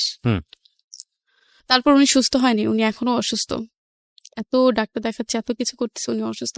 ওনার মন শুধু ওখানেই পড়ে আছে। আমি যে ওনাকে যুদ্ধ করে নিয়ে আসছি, ওনার গায়ে বাজছে না। প্রায় 1 বছর ধরে উনি আমার প্রচুর অভাব দিচ্ছে। আমার বিশ্বাস করবেন না, আমার বাবুটার বয়স 1 বছর 6 মাস রানিং চলতেছে, একটা দুধের ডিব্বা আমি আমার বেবিকে এনে খাওয়াতে পারি নাই, এতটা অভাব। আমার বেবি এখন অসুস্থ, আমার বেবিকে আমি ডাক্তারের কাছে নিতে পারিনি। আমি আমি এত বড় একটা মানে অসুখের ভিতর আছি, আমি আমার ডাক্তারের কাছে যেতে পারি না, টাকার অভাবে। আর সে তো ভালো আমাকে অভাব দিয়ে আছে, কি জন্য তার চাকরি নাই, সে চাকরি করতেছে না, এখন সে ঘরে বসে দুটো সংসারই মেইনটেইন করছে। আমি করছি, মানে আপনি তো করছেন আপনার সংসার, সে দুটো বউকে মেইনটেইন করছে। উনি কিভাবে করবে, উনি তো এখন টাকা নাই। উনি কোথায় থাকে? আপনার সঙ্গে থাকেন নাকি আগের ওয়াইফের সঙ্গে থাকেন? ওখানে। ওখানে থাকেন। আপনার ঘর ভরণ পোষণ দেন উনি ঠিক মতো? না। দিতে পারেন না। আমার তো- বেবিটার বললাম না, আমার বেবিটার যে দুধের ডিব্বা এনে খাওয়াবো সেই ক্ষমতাটা আমার ছিল না, এখনো নাই। আমার বাবার বাড়ি থেকে যদি ভাইয়াকে বলি, ভাইয়া বাবুটা এই অসুবিধা, আর বিশ্বাস করবেন না, বাসার সবাই ডাইরেক্ট মানা করে দেয়, কেন তোমার হাজবেন্ড আছে না, তার কাছে যাও। তখন বলি, কান্না করে বলি, আমার বাচ্চাটার তো কেউ নাই, দাদার বাড়িও তো কেউ নাই, ফুপিরাও নাই, থেকেও নাই। একটা ফোন দিও, আমার বাচ্চাটা এত বড় হয়েছে, ফোন দিয়েও জিজ্ঞেস করে না আখি তোমার বাচ্চাটা কেমন আছে। ওর বয়স কত এখন? 1 বছর 6 মাস। 1.5 বছর। এখনো জিজ্ঞেস করে না, এখনো রানিং চলতেছে, এখনো জিজ্ঞেস করে না আমার ভাইয়ের ছেলে কেমন আছে। খুবই কষ্ট লাগে, খুবই কান্না পায়। ঈদ গেলে আমি শ্বশুর বাড়ি যেতে পারি না, আমার বাচ্চাটা তার দাদার চেহারা দেখতে পারে না। আমার বাচ্চাটা যে আমি একা কিভাবে পালতেছি একমাত্র আমি জানি, আর আল্লাহ জানে। এখন আমার বাচ্চা অসুস্থ, দেখলে আপনি বুঝতে পারবেন, সে ক্ষমতা নাই আমি তাকে ডাক্তারের কাছে নিব। আর বিশ্বাস করবেন না, আপনার এখানে যখন আসছি আমি তেহারি খেয়েছি, আমি কয় বছর পরে যে আমি তেহারি খেয়েছি আমি নিজে বলতে পারবো না। আমি গরু মাংসের চেহারা দেখি না, মাছের চেহারা দেখি না। আমার বাবার বাড়িতে আমি কখনো এই অভাব দেখি নাই। আমার এই হাজবেন্ডের কাছে এটা আমি এত অভাবে পড়ছি, আমার বাচ্চাটারও আমি ঠিক মতো আমি টেক কেয়ার করতে পারি না। আমি এখানে আসলে না পুরো গল্পটা শুনে আমার কাছে যেটা মনে হচ্ছে, খুব ছোট্ট একটা গল্প কিন্তু অনেক বড় গল্প আমরা খুব ছোট করে উপস্থাপন করলাম এখানে। আমি এখানে একটা জিনিস যেটা দেখলাম, মানে আপনি যে ফ্যামিলিতে বড় হয়েছেন, আপনার বাবাকে প্রতি সম্মান রেখে বলছে, আল্লাহ তাকে জান্নাত নসিব করুক, তিনি চলে গেছেন। প্রত্যেকটা জায়গায় আপনার বাবার ফ্যামিলি থেকে শুরু করে আপনার নিজের জীবনে যেখানে যে ঘটনাগুলো ঘটে গেছে, এখানে একটা জিনিসের মিল আছে, সেটা হলো বহু বিবাহ। আপনি যে পরবর্তীতে দুটো বিয়ে আপনার হলো, সেটা আপনার জীবনের অন্যতম একটা ভুল সিদ্ধান্ত ছিল, এবং সেজন্যই হয়তো আজকে আপনি সিক্রেটসে। কিন্তু এটা বলার অপেক্ষা রাখে না, পরিবার থেকে আপনার যদি সাপোর্টটা থাকতো, আমি সেই সাপোর্টটা আমি কখনো পাননি। ম্যাক্সিমাম কেস মেয়েদের ক্ষেত্রে আমি সবসময় যেটা দেখেছি, ম্যাক্সিমাম কেস 99% কেস হলো ফ্যামিলি থেকে ফুল সাপোর্টটা না থাকা, যে কারণে মেয়েদের জীবনে এইসব সিক্রেসি জন্ম হয়। বেসিক নিড কিচ্ছু না। আপনি তো এখনো ভালো নাই, আপনি যদি আপনার সংসারে এখনো আমার হাজবেন্ড চেষ্টা করতেছে আমার বেবিকে আলাদা করে দিবে আমার থেকে, এখনো মানে চেষ্টা কি করতেছে। সে আপনার কাছ থেকে নিয়ে যাবে? আকার ইঙ্গিতে ডাইরেক্ট বলে আমার বোনের কাছে লাগলে আমি আমার বেবিকে রেখে দিব, আচ্ছা, তারপর আমি তোমাকে দিব না। ডিভোর্স দিয়ে দিবে বা ওরকম একটা প্ল্যান করে। যাই হোক, আমি সেটা একেবারেই ব্যক্তিগত বিষয়, আপনারা কি করবেন না করবেন, কিন্তু এটার ইকুয়েশন শেষ পর্যন্ত আসলে কোথায় দাঁড়াবে জানি না। তবে একটা কথা হচ্ছে, রিজিক দেবার মালিক আল্লাহ। আমরা সিচুয়েশনালি যত বেশি খারাপ সিচুয়েশনে থাকি না কেন, আমাদের মানে বিশ্বাস রাখতে হবে, বিশ্বাস রেখে সামনের দিকে আগাতে হবে। আপনার গল্পটা শুনে আমি আসলে কি বলবো, আমি শুধু ওই কথাটাই বলতে চাই আবারও, যে ফ্যামিলি থেকে সাপোর্ট না থাকলে, ওই যে প্রথম যখন রেপ হয়েছি তখন যদি আমার ফ্যামিলি যদি আমাকে সবভাবে যদি সাপোর্ট দিত, সবভাবে যদি ধরে রাখতো। শুধু ফ্যামিলি না, আপনি দেখেন বাংলাদেশে আইন আছে, এবং আইন নারী নির্যাতনের বন্ধে শক্তিশালী আইন আছে। দুঃখের বিষয় হচ্ছে যে এই আইনটার সঠিক ব্যবহার আমাদের দেশে হয় কিনা সেটা নিয়ে কথা বলার আছে। দেখুন, একটা নারী রেপ হয়ে থানায় গেল, কিন্তু সে শেষ পর্যন্ত সেখানে সে মামলা করতে পারলো না। হাজবেন্ড বলল মামলা করে দাও, কিন্তু সেভাবে সে সাপোর্ট দিল না। দেশে আসলো, তারপরও সে সাপোর্টটা দিল না। বাধ্য হয়ে সে সিদ্ধান্ত নিল সে তার হাজবেন্ডের সংসার ছেড়ে দেবে, এবং সেই সিদ্ধান্তের জায়গাটা তার ব্যক্তিগত জায়গা থেকে অনেক বড় একটা ভুল সিদ্ধান্ত ছিল, কারণ সে ভালো লোকের কাছে যায়নি। এবং আরো মজার বিষয় হচ্ছে, এই সময়টাতে বাবা তাকে ত্যায্য করে দিল। তাহলে মেয়েটা যাবে কোথায়? এই সম্পূর্ণভাবেই এটা একটা ভার্নারেবল জীবন। আমরা আসলে একটা মানুষের ঘটনা নিয়ে, একটা মানুষকে দেখে তাকে নিয়ে আসলে যে মন্তব্যটা করি, একটা মেয়ে কতটা কষ্ট পেলে, একটা মেয়ে কতটা ভয়ঙ্কর পরিস্থিতির মধ্যে গেলে সে বাধ্য হয় নিজের জীবনে ভুল সিদ্ধান্ত নিতে, সেটা আসলে যেই নেয় সেই বোঝে, এছাড়া বুঝবে না। তো আজকের এই সিক্রেটস খুব ছোট্ট করেই এখানে উপস্থাপন করলাম আমরা। শেষ কথাটা শুধু এতটুকুই বলতে চাই, family is a one kind of responsibility, it is not one kind, family is responsibility. হ্যাঁ, আপনি প্রেম করছেন, যা করা লিগেলি যায় ততটুকু করছেন বা তার চেয়ে বেশি করছেন, সেটা অন্য হিসাব, সেটার জন্য অন্য তর্ক বিতর্ক। কিন্তু যখন আপনি বিয়ে করে ফেললেন, তখন আপনাকে মেন্টালি সিদ্ধান্ত নিয়ে রাখতে হবে এটাই, যে বিয়েটা একটা বিশাল সিদ্ধান্ত।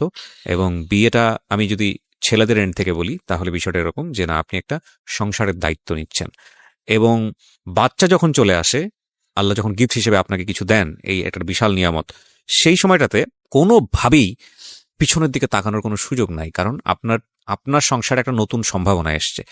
তাকে ধর্মীয় নিয়ম বলেন বা রাষ্ট্রীয় নিয়ম বলেন, যেটাই বলেন না কেন, নিয়ম অনুযায়ী ভরণ পোষণ দিয়ে তাকে বড় করার, এবং তাকে সৎপাত্রে দেওয়া, তার একটা ক্যারিয়ার করে দেওয়া, এবং একইভাবে তাকে একটা নিশ্চিত জীবনযাপন উপহার দেয়া, তাকে শিক্ষিত করা, লেখাপড়া করা, নিজের পায়ে দাঁড়ানোর যোগ্যতা দেয়া, এগুলো সবই আপনার রেসপন্সিবিলিটি। এই রেসপন্সিবিলিটি যদি আপনি নিতে না পারেন তাহলে দুনিয়াতে বাচ্চা নেওয়ার কোনো অধিকার আপনার নাই।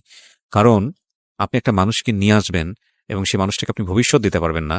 সেই মানুষটার একটা ভবিষ্যৎ হবে গরু ছাগলের মতো ভবিষ্যৎ, ভয়ঙ্কর রকম অনিশ্চয়তার ভবিষ্যৎ।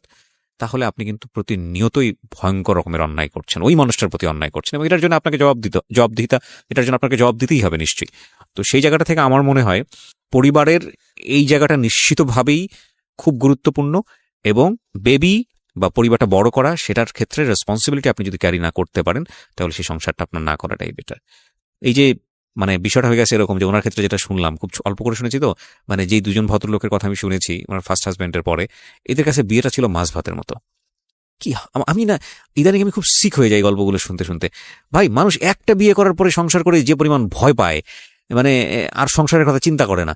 আপনারা মানে এই যে ট্যাবলেট খাওয়ার মতো, সকালে খাইলাম অ্যান্টিবায়োটিক, বিকালে খাইলাম অ্যান্টিবায়োটিক, এর মতন সকালে একটা বিয়ে করে ফেললাম, বিকালে একটা বিয়ে করে ফেললাম, এত সাহস কোত্থেকে পান? পকেটে নাই পয়সা, চাকরি নাই, বাকরি নাই, আপনাদের লজ্জা করে না? এর কি মানে এটা কি ছেলে খেলা? বিয়ে করছেন ভালো কথা, দিচ্ছেন আবার একটা বাচ্চা, এবং সে বাচ্চার ক্যারি করতে পারবেন না, আপনার এটা খাবে কি করবে কি তার কোনো ঠিক ঠিকানা নাই। এই লোকগুলো আবার বাইচেও থাকে দুনিয়াতে। আমার তো মনে হয় যে এই যে 3-4টা ওয়াইফ যাদেরকে বিয়ে করে, এরা যদি সবগুলো যদি একসাথে হইতে পারে, এরা আবার করে কি, এরা আবার বোকা, চরম বোকা। এই মহিলারা ভয়ানক রকম ভাবে বোকা। আচ্ছা, আপনারা যেটা করতে পারেন, এই যে আপনি যে ওই মহিলাকে হিংসা করেন, এটা হয়তো ন্যাচারালি আসে, সে কারণে করেন। আপনারা দুজন এক হয়ে যেতে পারেন না? 3জন মিলে এক হয়ে যেতে পারেন না? গিয়ে আপনারা লিগেল স্টেপ নেন না কেন? বা আপনারা 3জন মিলে তারপর ওরা ধরেন না কেন? ধরে এসে তারপরে বোঝা, তুই ভাগ দে, তুই কার কাছে কতটুকু থাকবে, তোর শরীরের অর্ধেক থাকবে এখানে। সরি, আমি রেডিওতে প্রোগ্রাম করছি, I should maintain some language, but আমার না খুব মানে অবাক লাগে যে স্টুপিডিটি লিমিটলেস। এবং আমার মনে হয় এইসব ক্ষেত্রে এরকম করা উচিত, যদি কখনো কেউ জানতে পারে যে না বিয়ে একটা করে ফেলেছে, ফাইন, তাকে হিংসা না করে, তাকে জেলাস না করে, তার কাছ থেকে কেমন নিয়ে আসবো, ওই সংসারটা ভেঙে ফেলতে হবে, তাকে ইয়ে করতে হবে, তা না করে বরং তার সাথে হাত করেন, তাকে হাত করেন, তার সাথে যোগাযোগ করেন যে ক্ষতি আপনারও করছে, ক্ষতি আমারও করছে, এবার চলেন ফাইনাল খেলা খেলি, নিয়ে আসেন ওর জ্ঞাতি গোষ্ঠী সহ, ধরেন ধৈর্য, তারপরে হচ্ছে লিগেল স্টেপটা নেন। দেখেন ওর বিয়ে তো দূরের কথা, ও যাতে নিজের নাম না বলতে পারে এরকম ব্যবস্থা করেন, যে নাম জিজ্ঞেস করবেন ও নাম বলতে পারবে না, মানসিক এবং পারিপার্শ্বিক চাপে। ঠিক আছে, সো যাতে উদাহরণ হয় যে না বিয়ে করা যাবে না, একের অধিক বিয়ে করা যাবে না। যাই হোক, আমার মনে হয় যে এগুলো আসলে খুব খুব মানে সেন্সিটিভ বিষয়। এটা তো শুধু এখানে না, এই পরের স্টেপ হচ্ছে বাচ্চা কাচ্চার স্টেপ। এই যে বাচ্চাগুলো বড় হচ্ছে, এই বাচ্চাগুলো একসময় বাবার সামনে দাঁড়াবে না, যে বলবে না তোমাকে, তুমি আমার মায়ের এরকম জীবনটা কেন দিয়েছিলা, বা তুমি যেটা করতে পারবো না তুমি সেটা কেন করলা? নাথিং টু সে, আসলে কিছুই বলার নাই। শেষ বেলায় এসে বলতে চাই যে আসলে আমরা একটা সুন্দর দেশের কল্পনা করি, তো সুন্দর দেশটা আসলে একটা সুন্দর পরিবার না হলে হয় না। কারণ এই দেশটা কিন্তু দেশের সবচাইতে ক্ষুদ্রতম ইউনিট হচ্ছে ফ্যামিলি। আপনি যাই বলেন না কেন, যেটাই বলেন না কেন, একটা মানুষের যখন পরিবার থাকে না, একটা মানুষের এত পরিশ্রম করে, দিন শেষে কিছু ইনকাম করে, কিংবা এত ভালো কাজ করছে, এই মানুষগুলো যখন অ্যাপ্রিসিয়েশন পাওয়ার কোনো জায়গা থাকে না, এই পরিশ্রম করে পরিশ্রমের ফসলটা দেওয়ার জায়গা থাকে না, তখন ওই মানুষটার কোনো এথিক্স থাকে না, সেটা রাষ্ট্রীয় এথিক্সই হোক বা সোশ্যাল এথিক্সই হোক। তো আমাদের এই পরিবারের বন্ধনগুলো যতদিন পর্যন্ত ঠিক না হবে, ততদিন পর্যন্ত এই মানুষগুলোর কাছ থেকে আমরা বেটার কিছু পাবো না। আমি খুব অবাক হব না যে এই মানুষটা, যিনি আজকে এখানে অনুষ্ঠানে এসেছেন, সে যদি পেটের দায়ে কোনো অপরাধ করে, আমি খুব অবাক হব না। কেন অবাক হব? কারণ ওর লাস্ট ভয়েসটা কি ছিল আপনি শুনতে পেরেছেন? যে লাস্ট কবে আমি মাছ খেয়েছি আমার মনে পড়ে না, আমি লাস্ট কবে পেট ভরে ভাত খেয়েছি আমার মনে পড়ে না, আমার সন্তানটা অসুস্থ, আমার দুধ কেনার টাকা নাই। তো ওই মানুষের কাছ থেকে আপনি এক্সপেক্ট করেন কিভাবে যে এই মানুষটা ভালো থাকবে সারা জীবন? এবং এই মানুষটা অবৈধ কাজ করে, খারাপ কাজ করে যদি পয়সা রোজগার করে, আপনি তাকে বাধা দিবেন কিভাবে? বিকজ তার নিডস এটা। তো এটার পেছনে দায়ীটা কে তাহলে? এটার পেছনে দায়ীটা হচ্ছে এই বহুবিবাহ। আজকে আমরা যদি সিঙ্গেল একটা ঘটনা থেকে যাই, সো আমাদের ওই ঘুরে ফিরে কোনো না কোনোভাবেই কেন যেন আমাদের ওই ফ্যামিলিতেই যেতে হয়, আমরা যেন ওই জায়গাটায় গিয়ে স্টিক হয়ে যাই। যে একটা ফ্যামিলির বন্ধন যখন ঠিক না হয়, একটা ফ্যামিলির নর্মস অ্যান্ড ভ্যালুস যদি ঠিক না হয়, তাহলে এই ফ্যামিলির সন্তানরা, ফ্যামিলিতে যারা বড় হচ্ছে, তারা বিভিন্ন রকমের ক্রাইম করতে বাধ্য। সুতরাং এই জায়গাটা ঠিক রাখাটা খুবই জরুরি। অনেক ভালো থাকুন। আজকের মতো এখানে শেষ করছি প্রিয় শ্রোতা। আসলে এটা নেভার এন্ডিং স্টোরি, কজ সামনের রবিবার হয়তো আরো একজন আসবে, যে হয়তো এসে তার জীবনের সিক্রেটগুলো বলে আমাদের একটা ভিন্ন মাত্রায় নিয়ে যাবে। তবে আমাদের সবসময় যে টার্গেটটা থাকে, যে একজনের সিক্রেট থেকে আমাদের 1000 জনের সিক্রেট যেন স্টপ হয়ে যায়, তাহলে আমরা বলতে পারবো আমরা সাকসেস।